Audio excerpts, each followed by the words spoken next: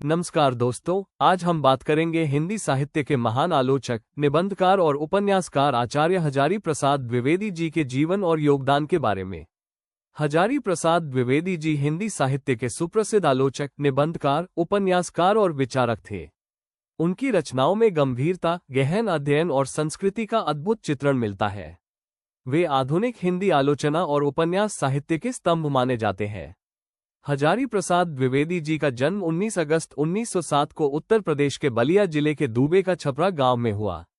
उनके पिता का नाम पंडित द्विवेदी था, जो ज्योतिष के विद्वान थे।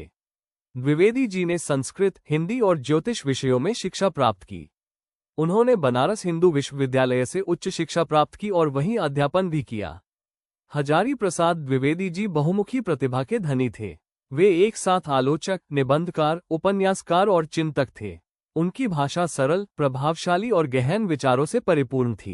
प्रमुख कृतियां: बनारस, अनामदास का पोथा, चारुचंद्र लेखा, निबंध और आलोचना, हिंदी साहित्य की भूमिका, कबीर, अशोक के फूल, विचार और विवेचना, पुनः कबीर। द्विवेदी जी ने हिंदी आलोचना को गंभीर और शोधपरक रूप दिया।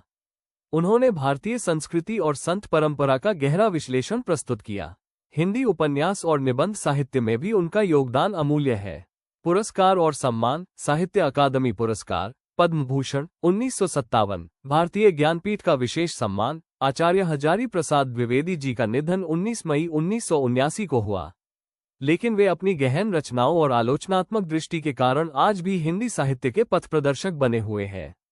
दोस्तों, आचार्य हजारी प्रसाद द्विवेदी जी का जीवन हमें ये सिखाता है कि साहित्य केवल कल्पना नहीं, बल्कि गहन अध्ययन, संस्कृति और समाज का दर्पण होता है। यदि जानकारी अच्छी लगी हो तो लाइक, शेयर और चैनल को सब्सक्राइब करें। वीडियो में अंत तक बने रहने के लिए शुक्रिया।